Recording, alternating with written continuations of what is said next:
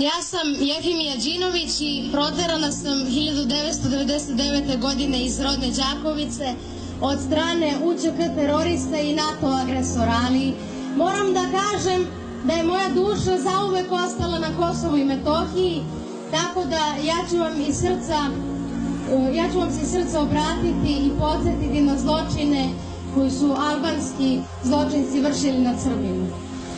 Kada je teroristička organizacija OVK u Račku kod Štimlja 1999. godine napala redovnu srpsku snagu, kućni prijatelj Hašima Tačija i Ramoša Haradineja, William Walker, preko noći je presvukao 58 pripadnika OVK i to je bio povod za bombardovanje nedužne Srbije. Isti režiserija sa identičnim scenarijom pojavljuju se 16. marta 2004. godine i nameću da su Srbi ubili, odnosno potopili 2 albanska dečaka u selu Čabra kod Zubinog potoka. Izmislili ste nam Čabru, izmislili ste nam Račak.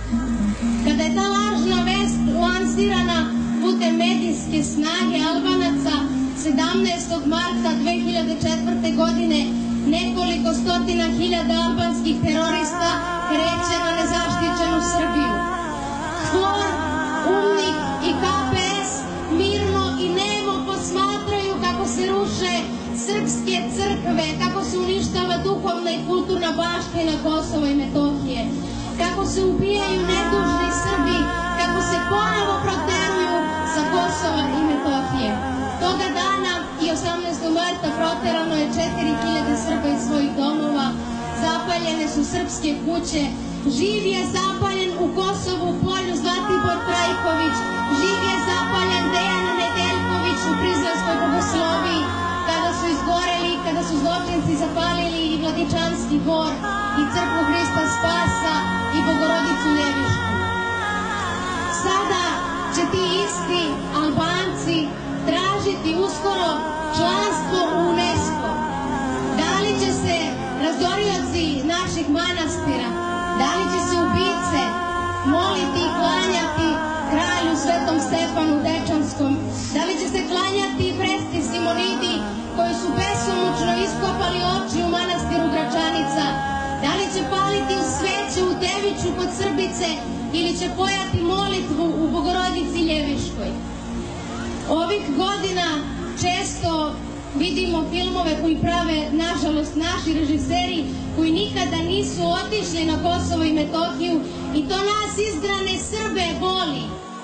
Boli nas što prave filmove i predstavljaju, kreću od pojedinačnih slučajeva da Srbi prodaju masovno kuće na Kosovo i Metohiji i da kod Srba novac rešava sve i da tim istim novcem prodaju svoje žrtve u vidu prodaje kuća.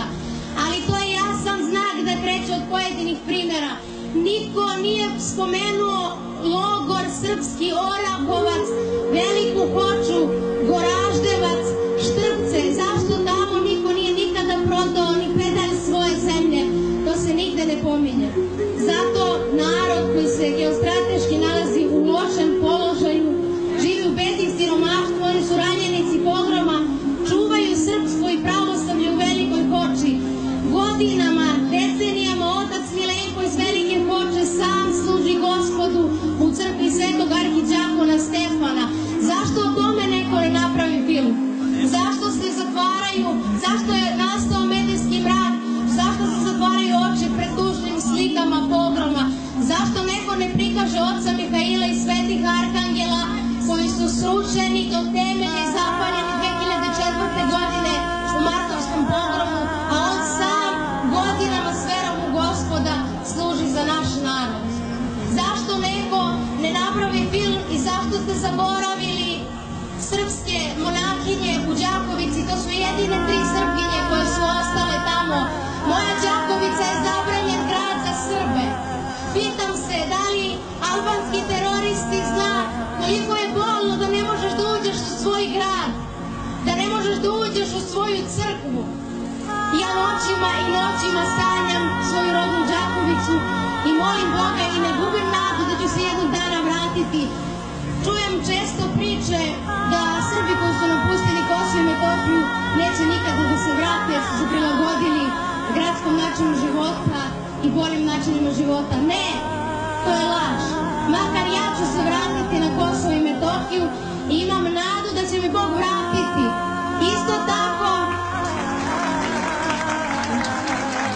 tako imam nadu, pošto nijedan zločin nad Srbima nije rasvetljen od dolaska mirovnih snaga na Kosovo i Metohiju, pošto nijedan ubica nije priveden licu pravde, ja imam nadu ako ostanu i svi mi Srbi zapravo imamo nadu da ako ostanu nekažnjeni od strane zakona, da neće ostati nekažnjeni od Božje ruke. Ubice kao što su Ramuš Haradinaj, Rustem Mustafa, Tahir Sinani, Ahmet Isufa i Hašim Tači danas su premijeri, opozicije i predstavnici vlasti u takozvanoj kosovskoj vladi, a pored toga što su ubice, oni se dan danas bave trgovinom droge, belog roblja, municije i oružja. Zato molim Srbiju i svet da dobro otvori oči, da shvati da je Kosovo i Metohija osnovna srpska zemlja, da čuvamo osnovnu srpsku zemlju u našim srcima i da je češće obilazimo.